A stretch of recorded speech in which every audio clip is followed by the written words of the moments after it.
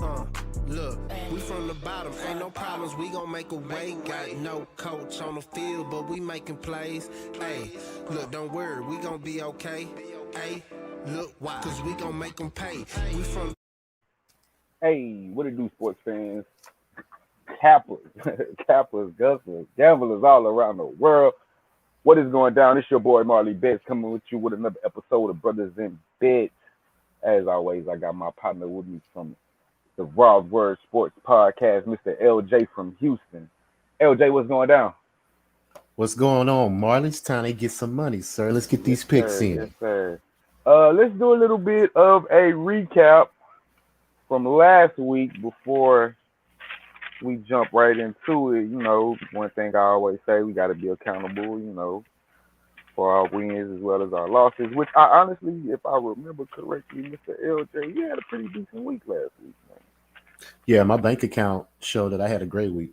Your bank account reflects that you had a great week, regardless of what your record is right now. I like that. I got you at 9-5 Okay. over our plays that we went over, show purposes wise, anyway. Mm-hmm. Should have been 10-4. Chiefs didn't cover for you. We lost that. We all were on the Chiefs covering that game, and that game actually pushed me to below 500 for the week at 6-6, 6-7, excuse me, and Mikey as well at 6-7. So let me go to the total record for the week. So quick look. Anything you want to talk about real quick last week that stood out before while I'm putting these totals, adding up the totals to our records? It was a close games last week. It came down to like the last possession. Arizona had no business beating Minnesota. That's number one. Seattle Right. showed us that they can't stop the run. That's why Tennessee even beat them because I actually had Seattle. That's another game I lost. I lost the Seattle game, I think we and I both. lost. No. We took Seattle. Well, at least on the show purposes, if I'm not mistaken, you took Tennessee +6. Or at least that's what I had you written down for. Oh, I And I did. wrote them Okay. down. I wrote them down as we were doing them. So I don't know what Well, you bet it, but yeah, I I had. bet Seattle -6. I thought I had that on the show. So I put Tennessee plus the points. That's what I had written down for you, sir. I would love to take that. Not I would love to take that a win away from you, but I can take that a win away from you as I'm putting in these totals right now. I'm actually on your name No, we're and gonna do that. factoring in these totals. But yeah, I had you for Tennessee +6 is what I Okay. is what Well, I hey, had you good job. Because I bet Seattle -6 right. and they lost that. So those are really my only two losses. Everybody else, I pretty much predicted that it would go. We hit that Texans +13. That was a Tyrod Taylor had got hurt, so it was kind of a stretch to see if they was going to out because we are Right. going to talk about this game coming up tomorrow. So it's a different dynamic now. So, but yeah, I was pretty very happy ending Sunday. Very much so. All right. Let me fix Mikey's total, and I have everybody's overall records thus far is looking something like that right there. We're all above 500. I'm only one game over because of my last week. LJ sitting there. I'm at 13-12. LJ sitting at 15-9. Mikey is sitting at 11-7. So we're all over 500 for the first week. Yo, United Dave, what's going down? Back like I never left. I didn't even know you left United Dave. That's how back you going. When did you leave? So, all right, yeah. I think a couple of my losses, man. The Rams didn't cover for me, which they should have covered that fucking game. Who else Who didn't cover called that for though? me? Who called that though?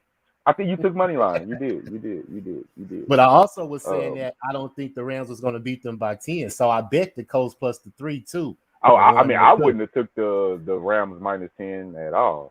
So yeah, I mean, for sure, I agree with that. What else? What else kind of cost me? Um, Saints Panthers. I stayed off that. That didn't affect me at all. Am I missing a page? Is it on the way out my notes or something? Oh, let's see. There we go. Houston took that. Bengals. Bengals took a roll. That was kind of a, that could have went either way. I didn't have like a whole bunch of faith in the Bengals. Steelers under, I hit that. I didn't take a side on that game. Bills under, I hit that. I didn't take a side there around. Oh, the Eagles. The Eagles cost me. Yeah, I bet the Eagles too.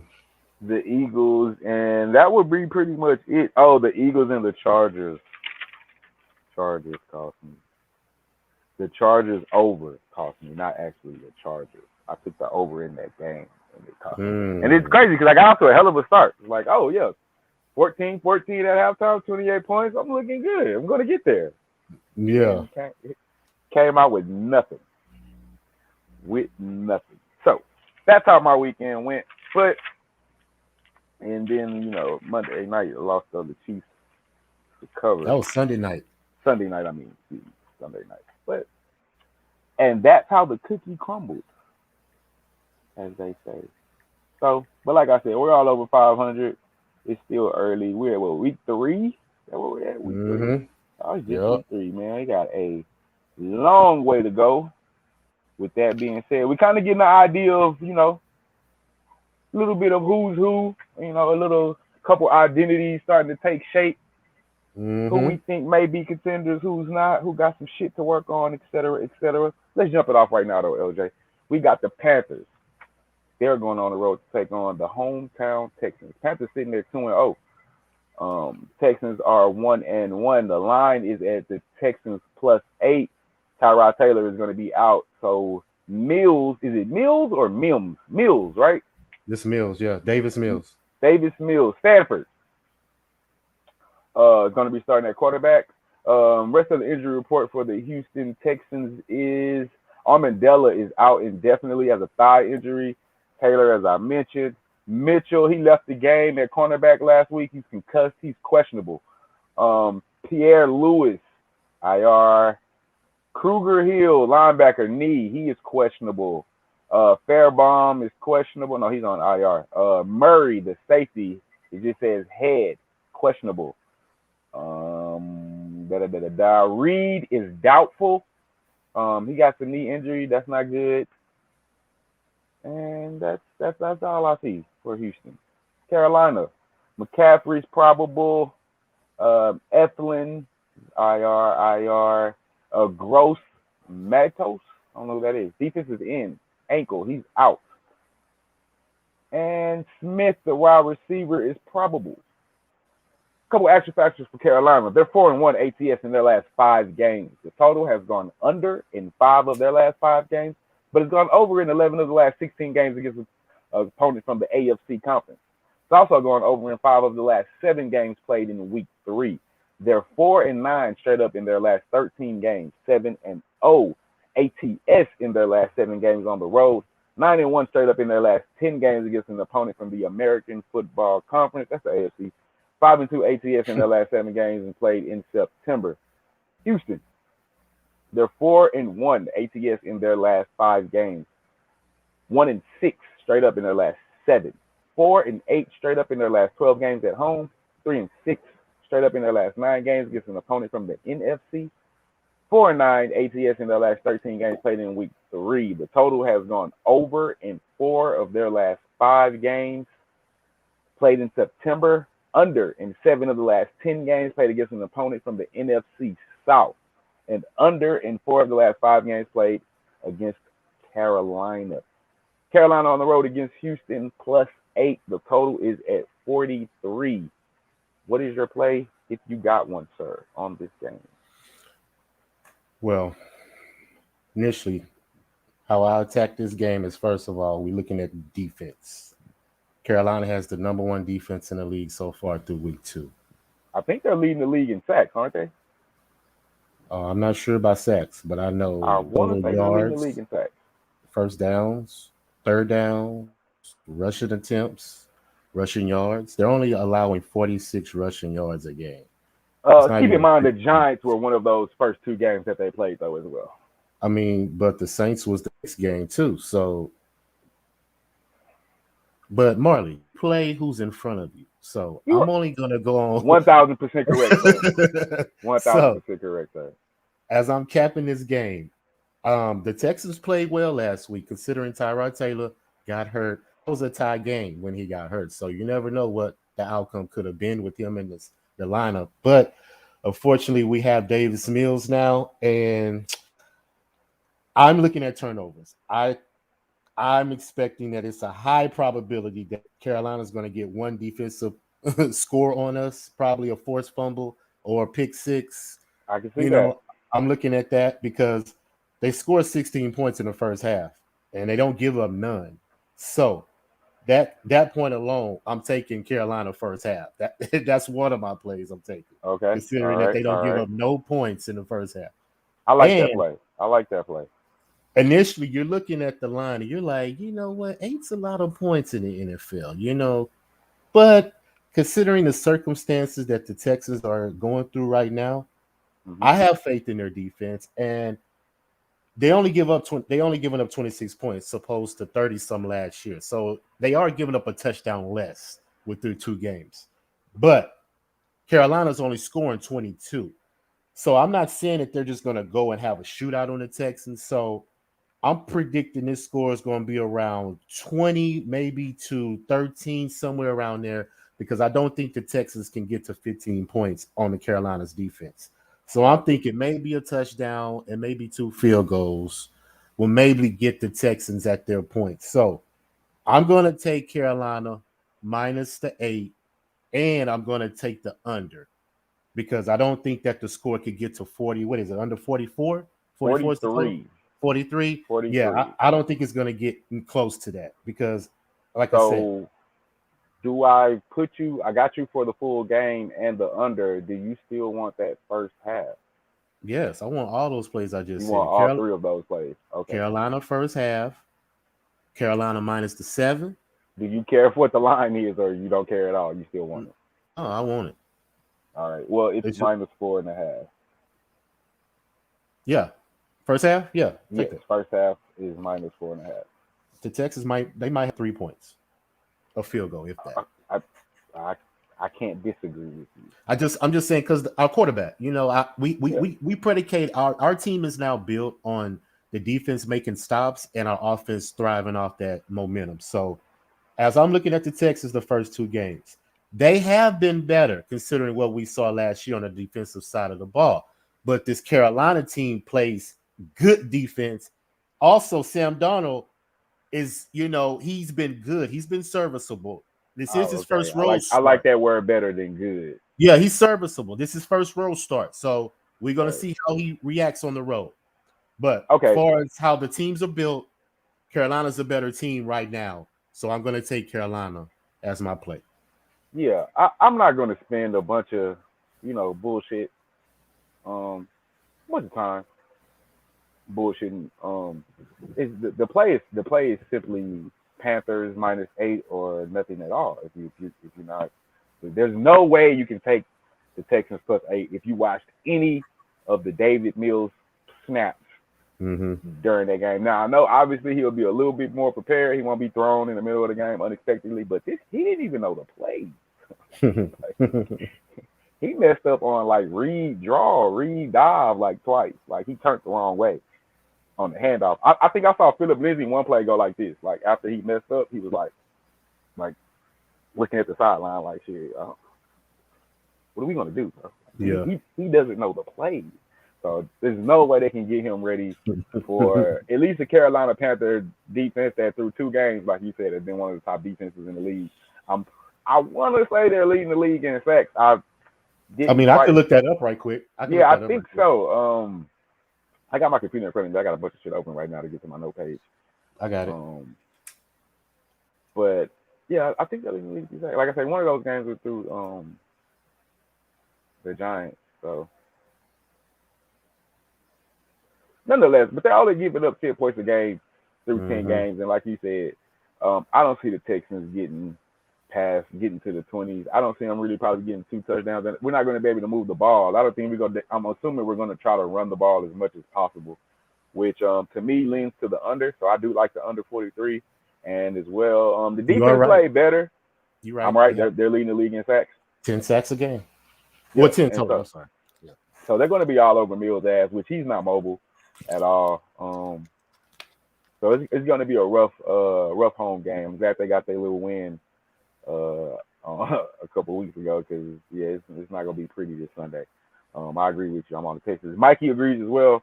He sent me his plays. I don't know if he's going to join us later, but he took the Panthers -7.5 is his play. Do you like the under too? Do you I love consider the the under? Yes, I'm on both of those plays as well. Those are both two official plays for me. Under 43 because I don't think we're going to muster any much of an offense. And the Panthers aren't like a high scoring team. I don't think they're not going to try to score 30. You know what I'm saying? It worries me a little bit because their defense might score. So that's kind of concerning for the total because it is a low total at 43. So if you get a defensive score and we get a score late, that's 14. We'll be like high 30. We'll be close. Yeah. So that's a little bit worrying, but I don't see the Texans doing too much on offense. Like you said, I can see Carolina. The defense has shown through 2 games that they are better. So I don't think that they'll get blown out, but I can see them giving up about 24. Maybe even 28. But I don't see the Texans getting past 14. I don't even think the Texans will have enough plays because I think Carolina's going to keep the offense on the field and wear down the defense. So we not even have the ball long enough. You see, like maybe 20, 23 minutes, maybe 24 at the most. So it's going to be a rough Sunday. It's going to be. Actually, Sunday. Tomorrow. It's Thursday. It's tomorrow. Oh yeah, right. Excuse me. That is a Thursday game. You're right. It's going to be a rough Thursday, and it's funny because those Thursday games are always like tricky. And we always go for the home team. That's always normally bet the home team short week, but yeah, can't do that. Nothing's 100%, as I always say.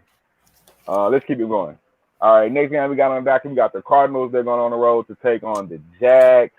That line opened up and still currently at 7, and now I have it at 7.5 for the Cardinals. The total is at 52. Injury report for the Cardinals. I got Beachum, the tackle. He's ribs. He left last game. He's questionable.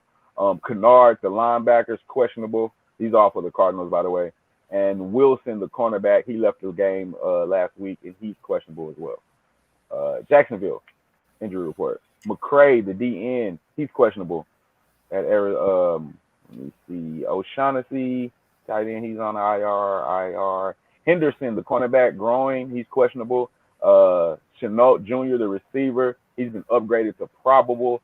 And Smith, DN, is questionable. Couple actual factors for Arizona. They're 3-8 ATS in their last 11 games.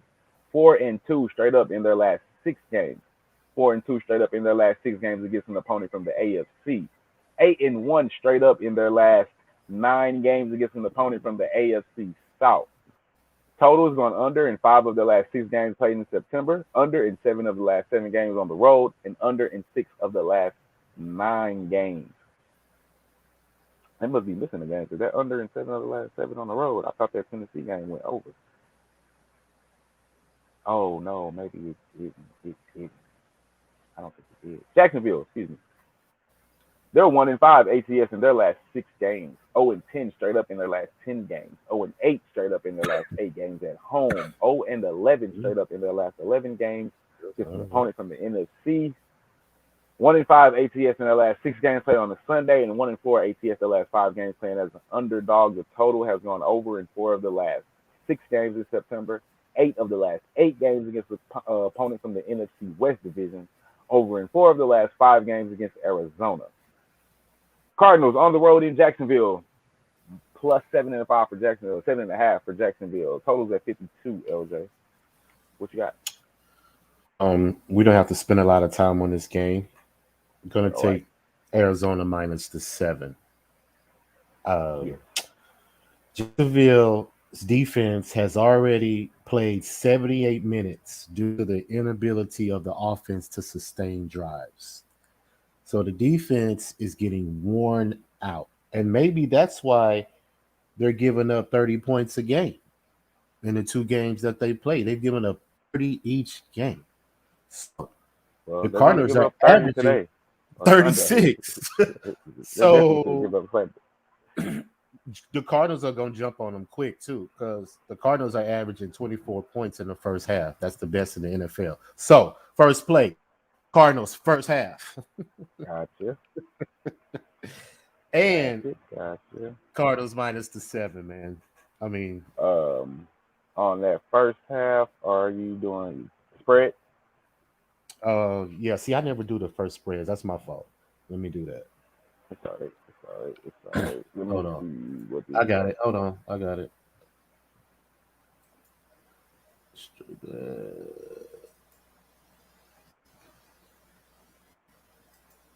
I need to start writing that down, I guess. It's First probably half. like 3, Cardinals minus 4.5. Yeah, minus 4.5. I'm taking it. 4 and a And half. full game minus the 7.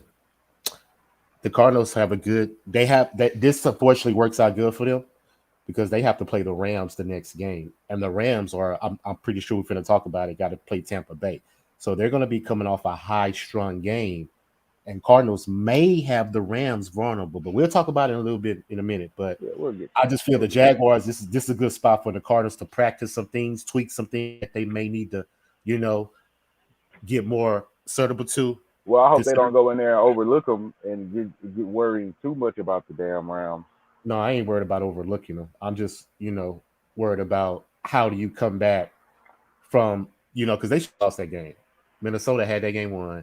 So Yeah, how are they 36, going? 37-yard field goal. Got to knock that. Yes. So for you to come against a very, very under qualified team in the NFL, we gonna see how you respond with this because it's not about you win, it's how you win to me. So considering what they got next up, so that's all I wanted to say. I agree. I agree. I agree. I agree. What the hell? Where's Mikey Because playing? the I'm only thing trying to vulnerable find about the Mikey. Cardinals is that they give them. Mikey is on the Jags plus 7.5. Wow. I know. Wow. Wish you was Maybe here to he tell us feels it's why. a letdown. Maybe he feels it'll be a letdown for him. I I I would have told you if you feel that way, you might as well just stay away. Like Yeah, that's true. you might as well just stay away. I don't think there's no way they cover. But hey, I ain't go back. He not here to defend himself. Let's keep this thing going. You didn't say your play. Oh, I didn't. I'm on the Cardinals minus 7.5. It's insignificant for me to even talk about this game. I mean, you the one got it on the board. Yeah, I wrote all the games down that was on that we had lines for thus far. I think they didn't have a Bengals Steelers line, so I had to add that at the end of the show. At the time, I didn't have the line, but I do have the line for the next game on the docket. Divisional game. The Colts, they're going on the road to take on the Tennessee Titans coming off their comeback victory against the Seahawks last week. That line is currently at the Titans minus 5.5. The total is at 48. Couple injury reports for the Colts. Xavier Rhodes is questionable. Wentz is questionable. Smith, the guard, he's questionable. And Campbell, the wide receiver, is questionable. Paris Campbell, I believe. Peyton Campbell. Yes, sir. Tennessee's injury report. Lumen, the tackle, he's questionable. Brown, the linebacker, is questionable. T. Hudson has been waived. He has a toe. He's a tight end. And Farley, the cornerback, he's questionable as well. Couple actual factuals about the Colts. They're 2-4 ATS in their last 6 games. 1-4 straight up in their last 5 games. 14-5 ATS their last 19 games against Tennessee. 15-4 straight up in their last 19 games against Tennessee. 8-1 straight up in their last 9 games when playing Tennessee on the road. 5-10 ATS their last 15 games against an opponent from the AFC. 4-1 straight up in their last 5 games against an opponent from the AFC South. Tennessee, they're 1-4 ATS their last 5 games. 1-4 ATS their last 5 games at home. 1-8 straight up their last 9 games when playing at home against Indy. 5-1 straight up their last 6 games played in September. The total has gone over in 6 of their last 7 games playing against the AFC South Division. Over in 9 of the last 12 games playing against an opponent from the AFC Conference. Over in 4 of the last 5 games against Indy. And over in 8 of the last 11 games, generally speaking. Indy against Tennessee -5.5. What do you got? This is gonna be a good game. It's unfortunate that Carson Wentz is banged up Yep. because I think Is the he playing? Colts I could need to be. know. I need to know his status as far as playing. I Though. mean, I wouldn't think he's playing. I think Jacoby Brissett's gonna play. That's how I cap this game with him You in think the he's back. not playing? No, I don't think Wentz is gonna play. Yep. So, yeah, it's just unfortunate, man. The Colts they have a good defense and they can stop the run, but unfortunately, Derrick Henry is who they got to try to stop this week. And coming off the game he had against Seattle, I think that momentum is going to carry on into this game. The Titans have 73 total plays, which is first in the NFL on offense. So they stay on the field. It means they're getting third downs. You know what I'm saying? They're averaging 5 conversions a game. You know, total yards is 390. So half of those yards are coming. Well, most of half of them, 149, is coming from the backfield, which is Derrick Henry. So I see a lot of him this game, considering the Colts don't have their starting quarterback, and they're giving up 176 yards on offense. So you only gain 345, but you're giving up 376. So you know my philosophy with that. If you're giving up Can't give more up than more what than you you gain. do, you're not a good team, and you're giving up 27 points but only scoring 20. So with that said, I'm gonna take the Titans minus I the got five you. and a half. Yeah, I'm right there with you, and for the most part, like you said, if Wentz was playing, I definitely will probably be on the Colts plus the 5.5 because I would think that would be too more than a field goal. I would think it'd be too much. I would think this would be a tight game, especially with it being in the division. Both of these teams know each other fairly well. Both coaches know each other fairly well. They play each other twice a year. But with no Wentz and going on the road to deal with the Titans coming off a big win on the road in Seattle, then coming back home, got to deal with Henry. I agree with you. The Colts defense is good, but I don't think it's going to be good enough to hold up because I don't think the offense is going to be able to stay on the field. Mm-hmm. And I think Henry's going to just bludgeon the defense to death after a while. And you know what I did notice? AJ Brown and Julio, they got some big ass receivers, bro. They are big. And they block. So and Julio blocks as well. So it's gonna be tough. It's gonna be a tough game. I just see the Titans running away with it. I don't think it'll be nothing too like a blowout victory. Probably a touchdown, just because the Titans run the ball. They're not trying to blow anybody out. They're gonna ball control, play good defense. Henry play action. I see 27-14 somewhere around there. I was gonna say 24 instead of 27. I mean, yeah, I can see 24-27. 24-14. Yeah, whatever. I can see 21-10. Yeah, that too. Yeah, something like that. Just because they just don't have without the quarterback. I mean, without Wentz, and I don't even know who's the backup. I know they drafted Sam Ellinger from Texas, but he's hurt. Who's backup? Huh? Who's backup? The Colts. Jacoby Brissett. Is he still there? Yes. Oh shit! I haven't heard his name. It's so fucking. He played against the Rams. Why do they just keep not giving him a chance? Because he's a backup for a reason. Right. No argument. No argument. I mean, he won his games in New England. Okay. I don't know. They could go get Cam. No, they're not going to go get Cam. They could, but they're not. I don't know how bad Wentz is hurt either, but I would have got Cam before I got Wentz. Yeah, like, that's what I'm saying. Wentz done? I don't understand what Wentz has done that everybody's so in love with Wentz. Like, he had one good season, but it's like we forget that he played other seasons. Like, that's not the only season he played. Mm-hmm. He played other seasons after the injury, and he has not been the same since that one season. I'm not saying that season was a fluke. And then Nick Foles came and took him to the Super Bowl. So whatever. Hey, who am I? Let's keep it going. We got the Ravens. They're coming off a huge victory at home against the Kansas City Chiefs. Now they're on the road to take on the Detroit Lions. The line is at, I didn't write the line, I just wrote the total. The line is at 8. Lions plus 8. The total is at 50. The injury report for Baltimore: Jimmy Smith, cornerback, he's questionable. Wolf, the DN, he's questionable. This is for Baltimore, by the way. Williams, D tackle, he was injured last game against the Chiefs. He's questionable as well. Stanley, the tackle, he's questionable, big left tackle. Safety Elliott, who left the game last week with a concussion, he's questionable. We know the injury history for the Ravens right now is awful. And Hayes is also DN. He's also questionable. For the Lions, who play actually pretty good against the Packers, scored turnovers late, still their fate.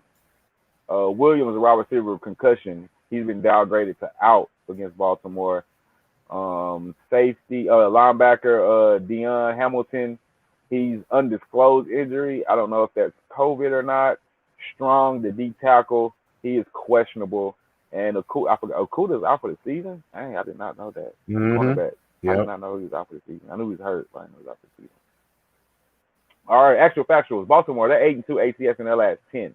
7-2 straight up in their last 9. 4-1 ATS in their last 5 games against Detroit. 4-1 straight up in their last 5 games against Detroit. 13-4 straight up in their last 17 games on the road. 10-0 straight up in their last 10 games against an opponent from the NFC. The total has gone over in 5 of their last 7 games against an opponent from the NFC, but under in 4 of the last 6 games. Detroit Lions, they're 0-6 straight up in their last 6 games. 0-5 straight up in their last 5 games at home. 4-1 ATS in their last 5 games against Baltimore. 1-6 straight up in their last 7 games against an opponent from the AFC Conference. 1-6 in the last 7 games against an opponent from the AFC North Division. Total's gone over in 6 of the last 7 games played in September. Over in 4 of the last 5 games played on Sunday. Over in 5 of the last 7 games played against Detroit. And over in 4 of the last 5 games, generally speaking. Baltimore on the road in Detroit. Detroit is +8. The total is at 50. What do you got for me? Ravens, man. Minus the 8. You don't have it on there? Sir. Yes, sir. Okay. It's 8. I don't have it on there for whatever strange reason I missed it, but it's at 8. Yeah, that's my play. Baltimore has all the advantages. So there's really nothing to say that I could have a debate against Detroit. I mean, they play decent. You see what I'm saying? They have a system, and I see them out there trying to stay in games, but it's just once you have a quarterback like Lamar Jackson and you have the run game that Baltimore has, considering all the injuries that they have, they're still rushing for 220 yards a game, man. Yeah. I mean, that's just crazy. With all the injuries in the backfield, they still rushing for 220 yards. So with that being said, man, Detroit's going to get ran all over. They have given up 30-plus points in 8 straight games. So they're going to do it in 9 straight. So Baltimore wins the game. Yeah. And I'm going to say 33-16 will be the score. Baltimore rolls. Yeah, I'm right there with you. Baltimore keeps rolling. They're going to run all over this Detroit team. It's just not enough in Detroit. It's not enough talent right now. Seems like they're always in rebuilding. They're gonna continue to be in rebuilding. One more year, it looks like. So yeah, I'm not gonna spend a bunch of time here. Ravens. I was thinking about the over. I think Ravens. Detroit can give me 14. But even still, that means the Ravens will have to give me more than 30, at least 35. Because it's very high at 50. So I'm gonna just chill on that, and I'm gonna just ride with the -8.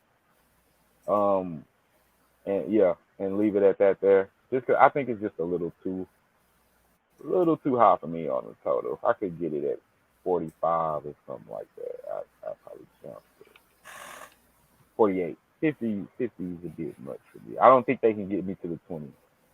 I don't know. So I'll pass on that. But I do agree with you.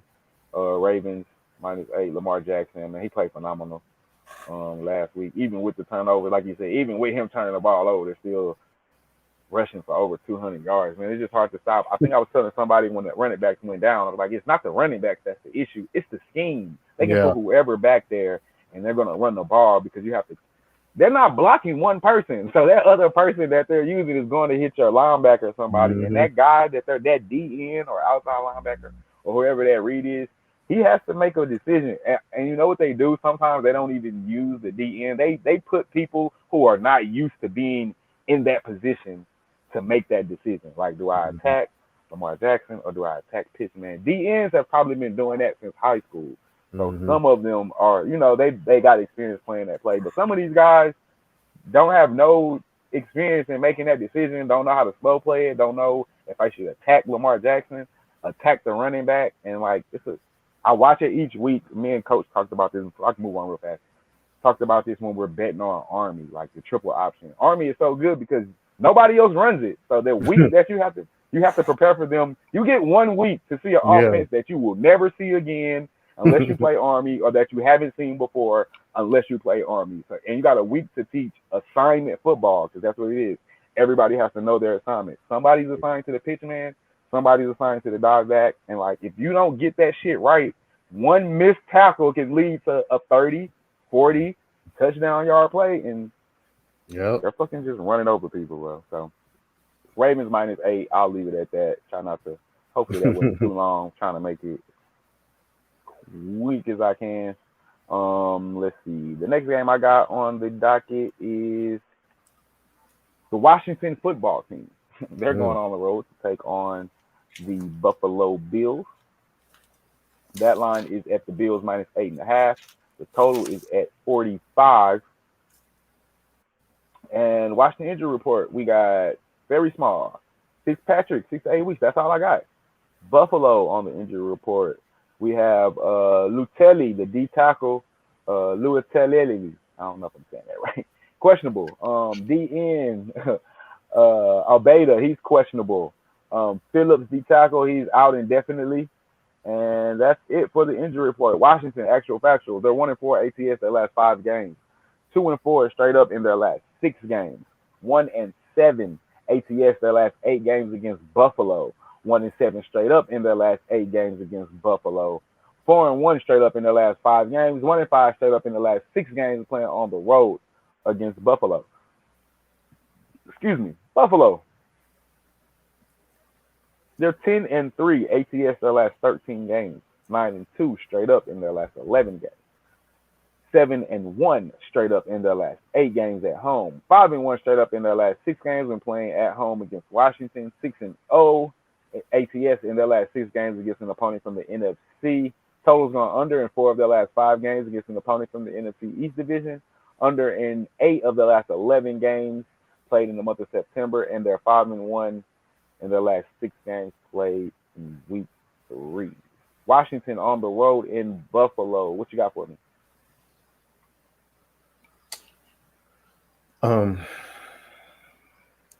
Buffalo has won 7 of the last 8 games versus Washington. So, and they only play 4 times they only play every 4 years, considering one's an NFC, one's an AFCT. Right. So this goes back a long way. A long time. So it's not tough. It's not like it's just Josh Allen, This has been every Buffalo quarterback that has played this team, the past 8 games, and they've won 7.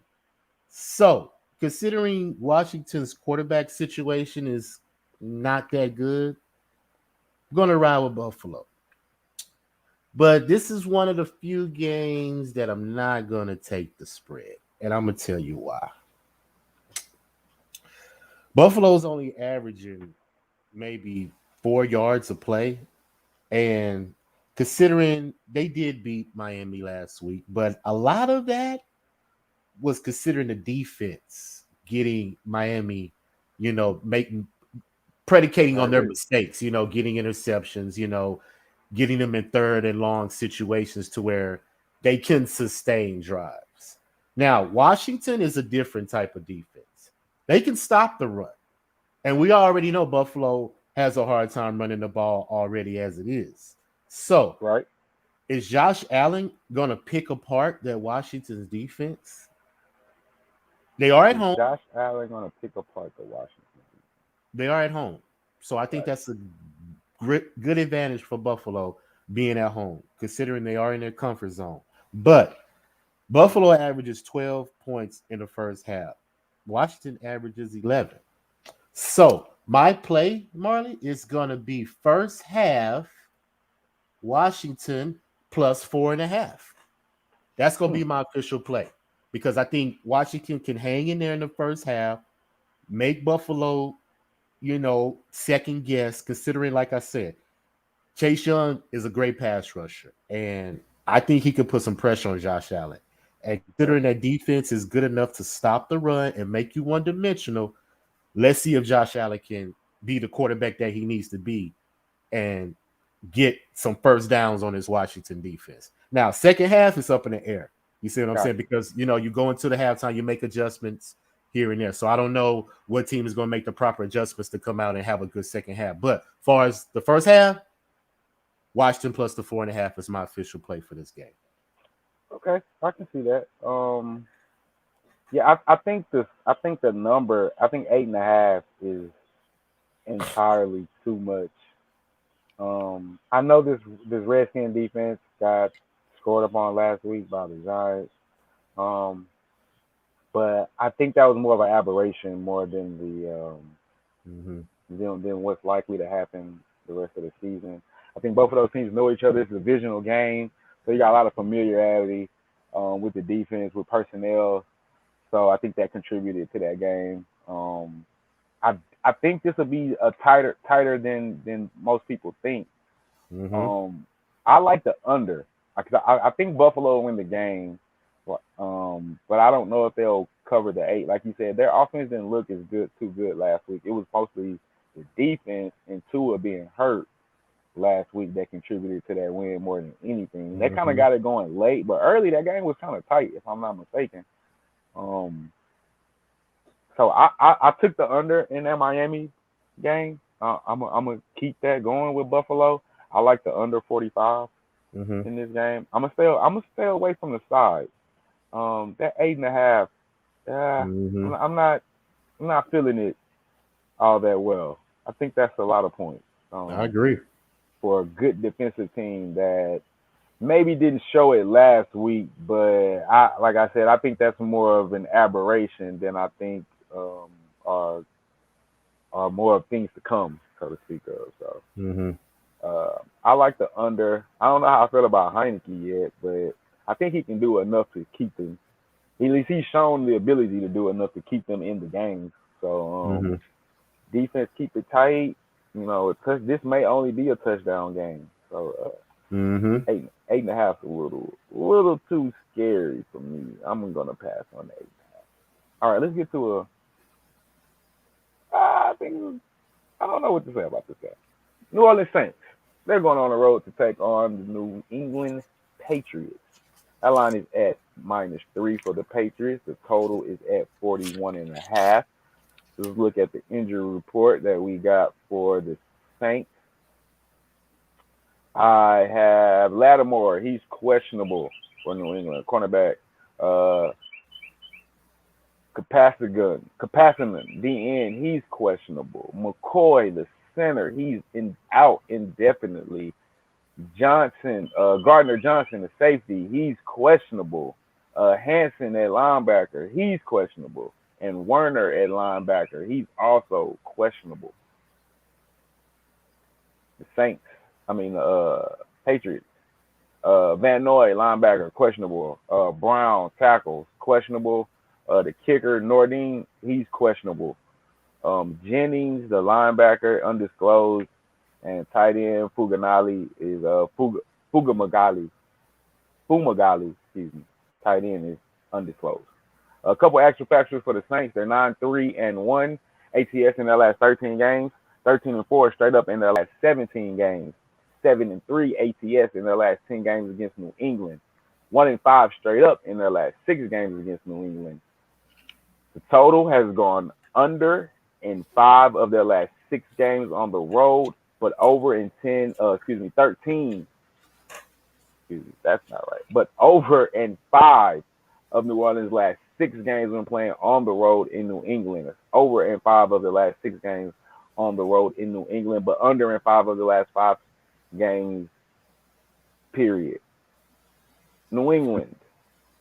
2-4 ATS their last 6 games. 2-4 straight up their last 6 games. 1-4 ATS their last 5 games against an opponent from the NFC conference. 13-3 straight up in their last 16 games against an opponent from the NFC South. 6-3 ATS their last 9 played on a Sunday. 8-2 straight up in the last 10 games played in September. The total has gone over in 5 of the last 6 when playing at home against New Orleans, but under in 5 of the last 7 games at home, under in 8 of the last 10 games, but over in 8 of the last 10 against New Orleans. New Orleans Saints on the road in New England, -3. Total is at 41.5. What you got? Well, as we all know, I've mentioned it the last couple of weeks that the Saints are going to be a different team since they don't have Drew Brees no more. And a lot of these actual factuals that we read off with the Saints, it's going off Drew Brees numbers because he was behind center. They have Jameis Winston now, and they look bad losing at Carolina, And technically, this is their 3rd road game in a row because they haven't returned to New Orleans considering the hurricane. Right. So, being a football player, that's hard on the players, being on the road that long, and it wears on you. And New England is a team that I think Jameis Winston is going to have problems with because Belichick takes away what you're good at and tries to make you beat him in another way. And Jameis Winston is very limited of what he can do, as we all know. He has to be protected, and he has to be dumbed down to where he doesn't make a lot of high-prone mistakes. And considering how the defense of New England is playing, I think they're going to cause some turnovers in this game. And I'm going to take New England -3. I just think this is a bad spot for the Saints, considering how injured they are on defense as well. And like I said, it's their 3rd road game in a row. And I just think that's just too much for them to overcome. And considering that there's a rookie quarterback New England has, he's not going to make mistakes. He's under a system that's very disciplined. And I think the Patriots pull it off by at least a touchdown. But I'm going to take the 3 because they got to win by 4. So they will win by more than a field goal. So Patriots -3. Well, Mikey likes Saints money line. However, I'm kind of no, I'm not. I'm not gonna say that. So, man, I told people once before the season. I think, man, you touched on it too. Last year's New England defense, half those guys didn't show up because of COVID. You know what I'm saying? And that makes a big. They were missing a lot of key guys last year. I think they were the most teams that had the most players sit out. And that makes a huge difference getting those guys back. I think we've already seen the signs of that. We saw what Belichick did to Zach Wilson last week. No, Jameis is not a rookie, but he's prone to turn the ball over. And until he stops turning the ball over, I'm going to consider him prone to turning the ball over. He's not going to – I don't think he's going to go on the road and win a game in New England. We saw, like, you're right, they looked bad last week. I don't know if that's because half the coaches had COVID. Sean Payton was still there. And I'm looking at that Green Bay win, and I'm thinking, like, did Green Bay care? Like, did Green Bay come out overconfident? Like, it's the Saints without Drew Brees. It's Jameis Winston. We finna go out here and beat their ass.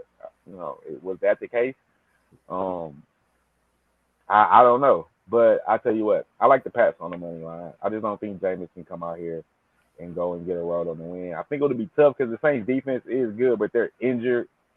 Mac Jones is still a rookie, but he's playing pretty good. I mean, he just got to take care of the ball and not turn it over. So he's pretty accurate. What's his?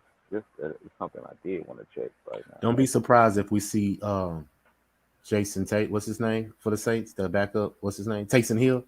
Taysom Hill. Don't be surprised if we see him. I could, yeah.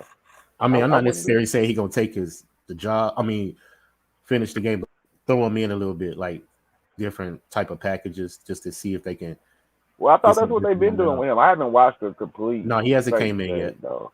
Oh, okay. But this is my thing about the Saints. They only average 14 first downs a game in 2 games. That's worse than the NFL.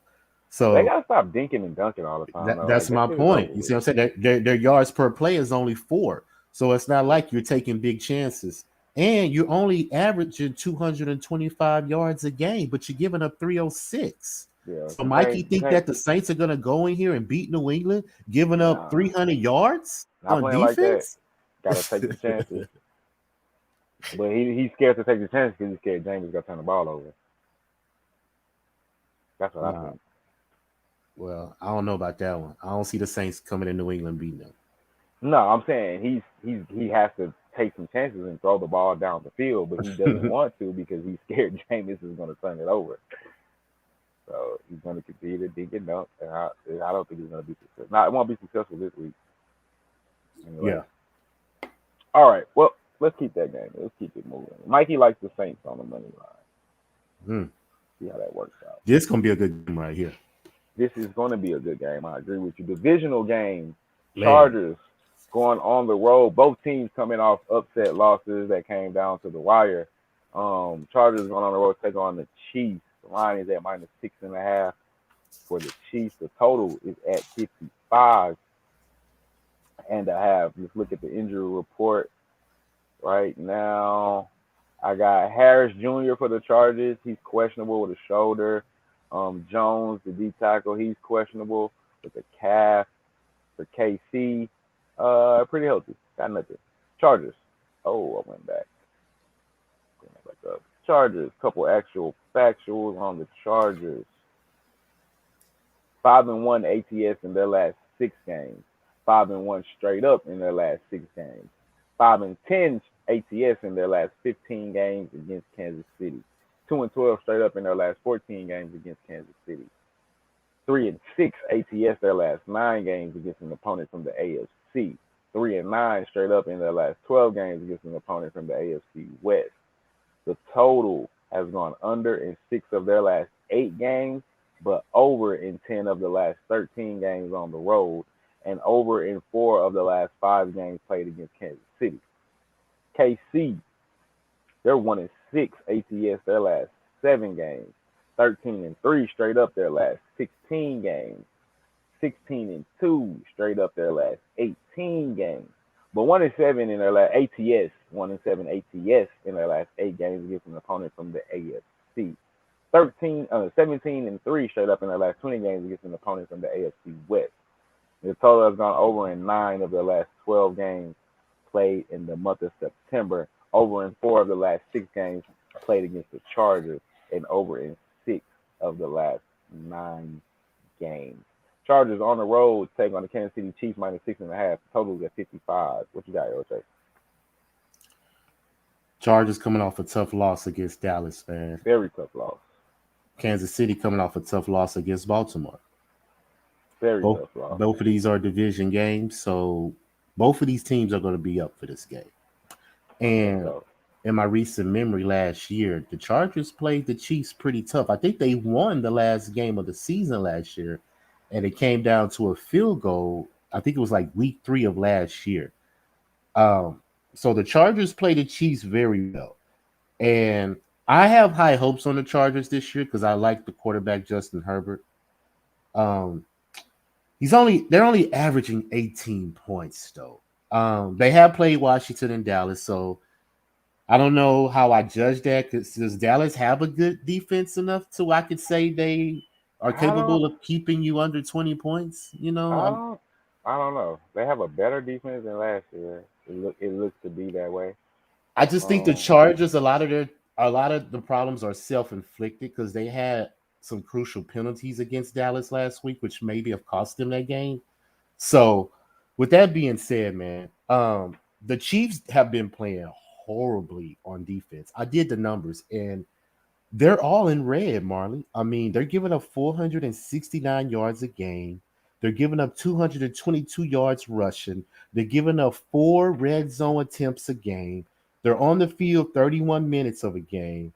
They're allowing 7.6 yards per play. I mean, can Patrick Mahomes continue to overcome the flaws of the defense? I mean, is he that good to constantly depend on him every week and every week out to overcome the flaws of the defense? Yes, he is Well, that good. that's what's going to be the story because they're scoring 34, but they're giving up 32.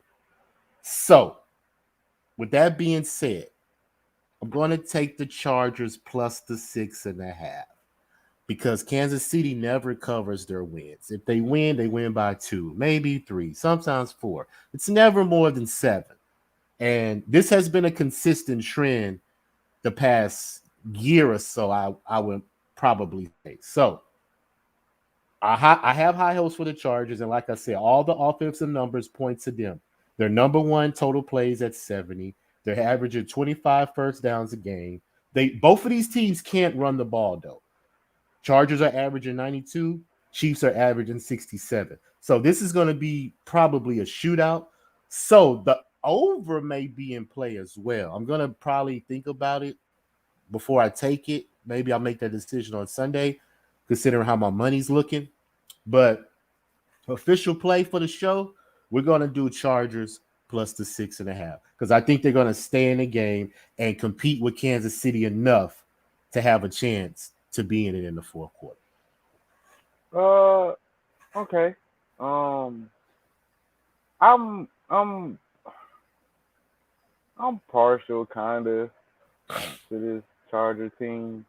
I mean, I like Justin Herbert, but he got to step up. He can't turn the ball over the way he's turning the ball. He's already thrown 3 interceptions. 2 touchdowns with 3 interceptions on the season. Don't like that at all. But I believe in his arm strength and his arm talent. He can make all the fucking throws. And he has a gun, but he can't turn the ball over the way he has. But I do agree with you. I like the 6.5. It's a divisional game. These games typically are close. And Kansas City doesn't cover. That's just what they do. Looking at their last 5 games, going back into last season, they only have one game that they won by 7 points or more. See what I'm saying? Yeah. All their games are Baltimore. They lost 36-35 last week against Cleveland. They won 33-29. I think these are preseason games. I guess I'm looking at Minnesota, Arizona, and San Francisco. They're all within 7. But even going back to last year, they don't cover a lot of big spreads because they're not built to. They're built to play shootouts with teams. Their defense isn't really built to stop anybody. Tyrann Mathieu gets you a couple turnovers here and there. And they're just hoping you can't keep up. That's kind of their motto. So I'm with you. I like the 6.5. I think it's a divisional game. I think it'll be tighter than most people think. Both teams coming off a tough loss, so they'll both be geared up to play. Tough place to play in Kansas City, though. So I don't think the Chargers come out with the victory. I would agree with you on the shootout, but I thought that in Dallas. But Chargers are only averaging 18 points a game. So I can't bet any more overs until they show me they can do it. I agree, but they're top 5 in total yards and passing yards. Yeah, so you get into the red zone, but you're not scoring. That is true. That is true. That's what that at least not me. touchdowns. At least not touchdowns. So yeah, I agree. Anything, so yeah, that's what that tells me. What?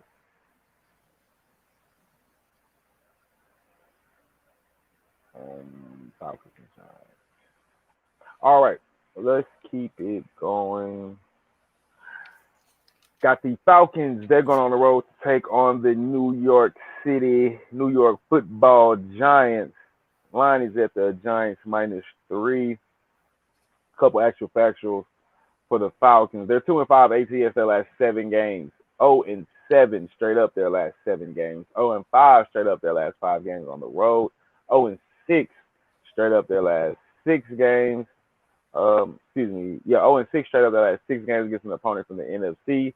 The total is going under in 9 of Atlanta's last 11 games against an opponent from the NFC East Division.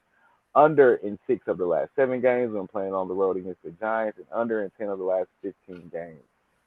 The Giants They're 2-4 ATS in their last 6. 1-5 straight up in their last 6. 7-1 ATS in their last 8 games against an opponent from the NFC. 0-5 straight up in their last 5 games in the month of September. The 17-3 straight up in the last 20 games in week 3. The total has gone under in 6 of their last 7 games in playing Atlanta, under in 5 of the last 5 games at home, and under in 8 of the Giants' last 9 games. Falcons on the road in New York. What do you have for me? I don't have nothing for this game. Both of these teams are trash. I don't like Atlanta. They're giving up 40 points a game. So there's no reason why I even want to even try to consider to see if they have an advantage anywhere if you're giving up 40 points a game. So, and the Giants are giving up 30. So, yo, keep going. I got to take a break. Keep going. Keep going. Okay. But yeah. Got to do it. It's an emergency. There's no reason why anybody should bet this game. You should just go take your time, go do something else, because for you to bet this game, you just want to throw away some money, to be honest with you. I'm like Dion. Whoever follows Dion on Instagram, he says a phrase when it comes to a game like this. Ain't nobody care. Don't nobody care about this game. So I really don't understand why we even going over this game, because my eyes will not touch this game on Sunday at all, because the Falcons are a team that definitely should not be trusted. And it goes all the way back to when they lost a 28-3 lead against the New England Patriots in the Super Bowl. So for you to give up that lead and lose, I have a vendetta against you for the rest of my picking career. So with that being said, Atlanta Giants, no play. We're going to take this off the board because I'm just trying to figure out why did you even put this on the docket. So everybody that's out there watching, say it with me, just like this. Ain't nobody care. Ain't nobody care about this game. So that being said, we can move on from this game. Sorry about that. Had some landlord issues. Well, I was explaining to the people that Dion has a phrase that he says on Instagram about games like this. Ain't nobody care. Don't nobody care about this game. I don't know why you got this on the docket. That's what I was just telling the people. No, nobody cares at all.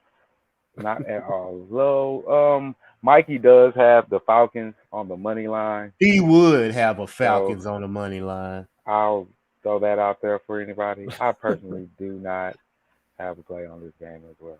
I don't know why I put that on there. I was just going down the list. Yeah, that's what I just explained to the people. I don't even know why you got this on. Yeah, don't know myself either. Just keep it going. Do you have a play on this game? Yes, I do. Hold on 1 second.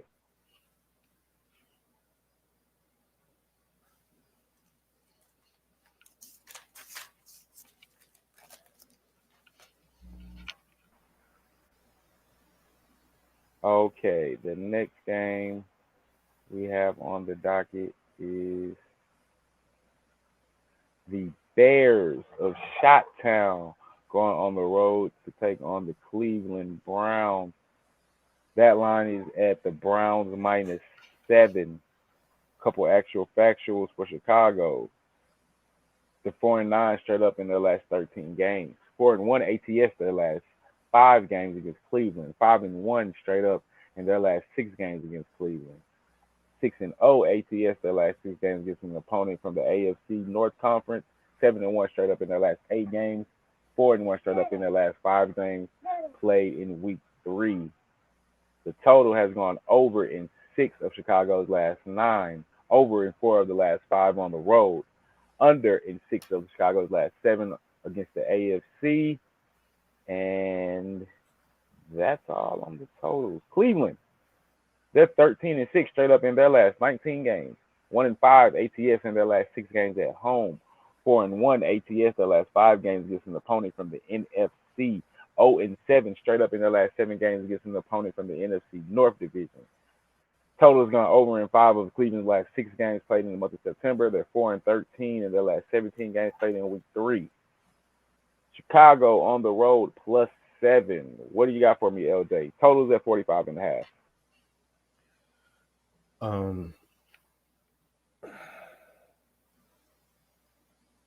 It's another game that I'm not really too keen on watching on Sunday, but going through the numbers,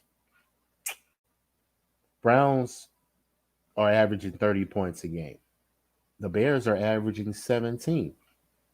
Bears are giving up 25 points. So you're giving up more points than you score. Road dog going to Cleveland. You know, they got some high predictions this year for us being a good contender. You know, I'm not really high on them as a lot of people are. It remains to be seen. I have to keep watching them to see how they respond to chaos, you know, because I think Baker's a quarterback that can play good where you have a lead and you have a run game that can control the clock and limit your mistakes. But when the pressure's on you to make a game-winning drive, you know, is Baker qualified to accept that pressure and come through? I haven't seen that yet. So until I see that, I'm going to temper my expectations with Cleveland. Okay. They are averaging 406 yards a game, you know, rushing 154. So a lot of that is on the ground. So long as Baker don't make mistakes, Cleveland can have a chance to win every game, you know, considering how they played against Kansas City. And, you know, they played down to the Texans as far as I'm concerned last week, but they still pulled it out, you know. But regarding this game, man, Chicago hasn't covered as a road dog of 3.5 to 7 points in 3 years. 0-5. So they have issues too at the quarterback position because we don't know who we're going to see. Are we going to see Andy Dalton? Or are we going to see Justin Fields? We don't know. So all that uncertainty gives me a reason to take the Browns minus the 7 because the Bears have not covered as a road dog in 3 years. So that trend alone gives me confidence that the trend is going to continue. Browns minus the 7. I got you. Yeah, you know Fields is starting this week, right? No, I didn't know that. Yeah, you know Andy got hurt, if I'm not mistaken. Oh, yeah, Well, you're I know right. he got did hurt get and Fields finished the game. He got hurt in the first quarter. And Well, let me double check though. Yeah, he's out. I thought so. He's out indefinitely. So yeah. I don't know if that changes your decision at all, but No, I'm the same. yeah, The there Bears will got too be many no issues. there will be no Andy Dalton. You will be getting Justin Fields.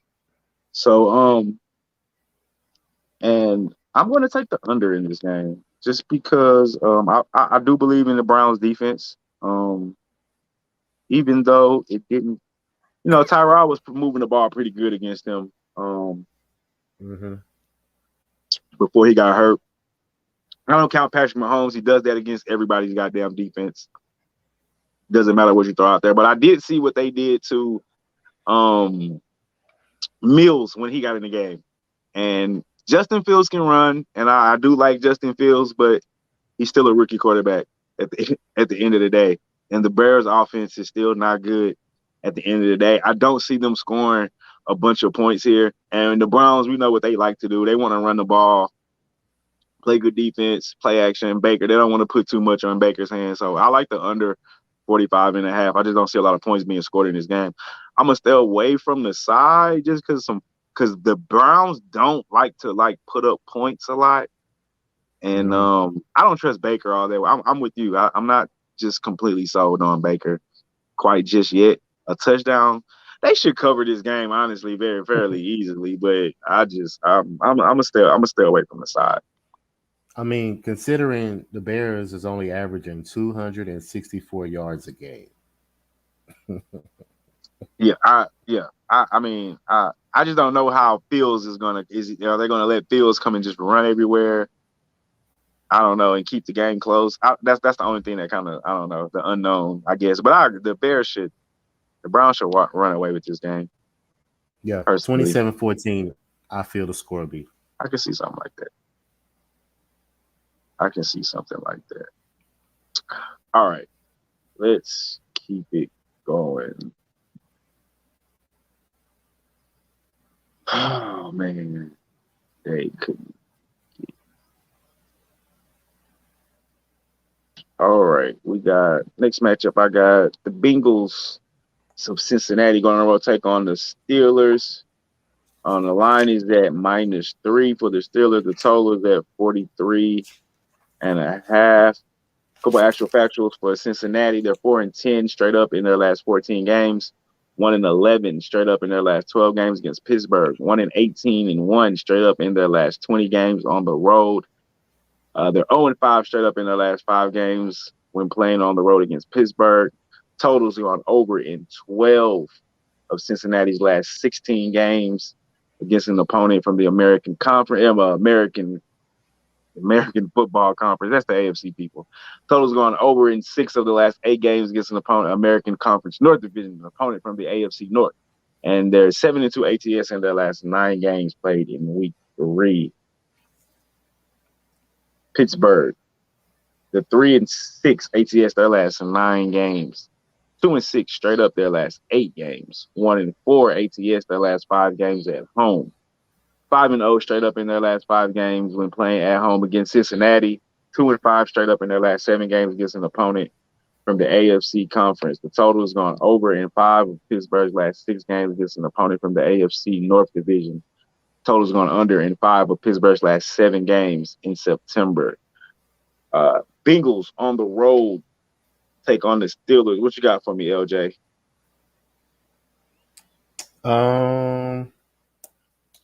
Think this is looking like a possible upset alert, buddy. If you consider it an upset, considering how Pittsburgh is injured on defense and the way they can't move the ball, it may not be considered an upset as you think. But history shows that Cincinnati has had trouble with Pittsburgh throughout the years. But this is a new team, different quarterback, different coach, different personnel. And the Steelers are wounded, man. I mean, Devin Bush is hurt. Joe Hayden is hurt. Roethlisberger went out with an injury, I think. So he's nursing an injury. His pectoral muscle, I believe, is bothering him. So I think Cincinnati is catching Pittsburgh very vulnerable right now. And Cincinnati will probably be 2-0 if Burrow didn't throw 3 interceptions with 3 straight passes against the Bears last week. So if he limit the mistakes, man, Cincinnati is a good enough team to not be a walkover anymore in the past years. I mean, they are averaging 22 points a game. Pittsburgh is at 20. So they're evenly right there where it comes to points scored. You know, Bengals are averaging 300 yards a game, 109 yards rushing. So they can't control the ball. It's just depend on Joe Burrow being consistent and limiting the mistakes. So considering that Pittsburgh cannot run the ball, they're only averaging 57 yards on the ground. You know, they're only averaging 291 yards, but you're giving up almost 400 at 398. So, with that being said, I'm going to take a shot on the Bengals plus the 3.5, 3, and I'm going to sprinkle some money on the money line. Upset alert. Bengals over the Steelers. All right. I don't know the condition of Ben Roethlisberger, and that's what scares me this game. And that offense has not looked good at all. Defense still is balling, but they can't score any points. And I think, Ben's just getting old, man. He's a shell of himself. And they can't run the ball. So I actually think the Bengals are a live dog, but after the performance Joe Burrow put on the road last week, I don't think I can take I can't take Joe Burrow neither. So, but I do like the under in this game, under 43.5. I think it'll be tough for the Bengals to score. It already is tough for Pittsburgh to score.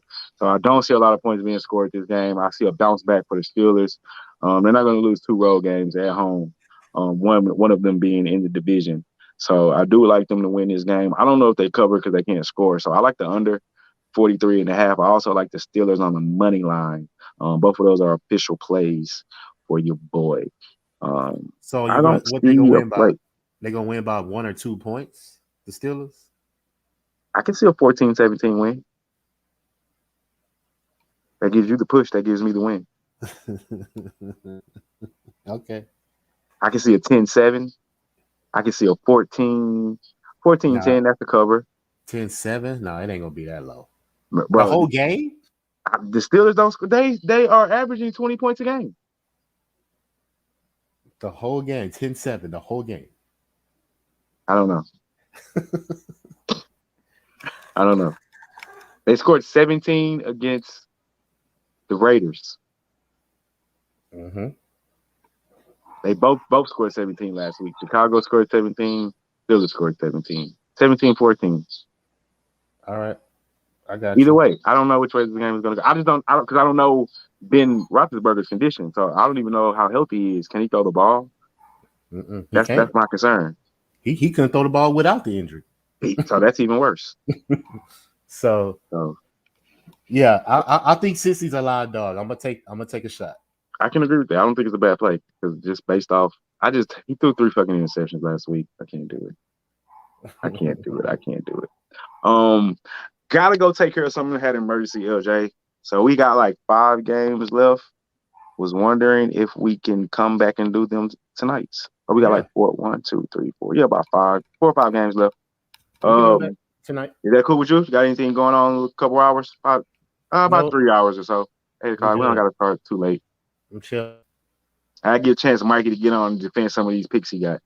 Yeah, because I want to hear that Saints in New England. I want him to defend that one. Right. Okay. So if you want to give out your actual factuals, I'm gonna go ahead and wrap it up here. We'll come back in a couple hours. Got an emergency to take care of, man. I think a toilet overflowed in my house. Well, like I said, LJ from Houston. Check us out. Instagram, Facebook, Twitter. Check us out later. We coming back to do the rest of our picks. You know what I'm saying? So just tune in later.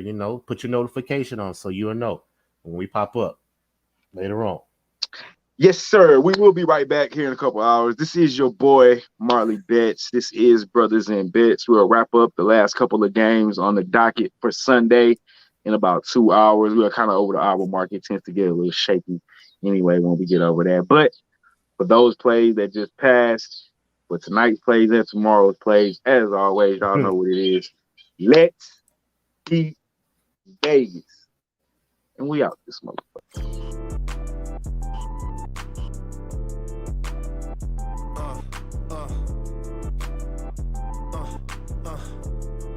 Check it out. Look, we from the bottom, ain't no problems. We gon' make a way. Got no coach on the field, but we make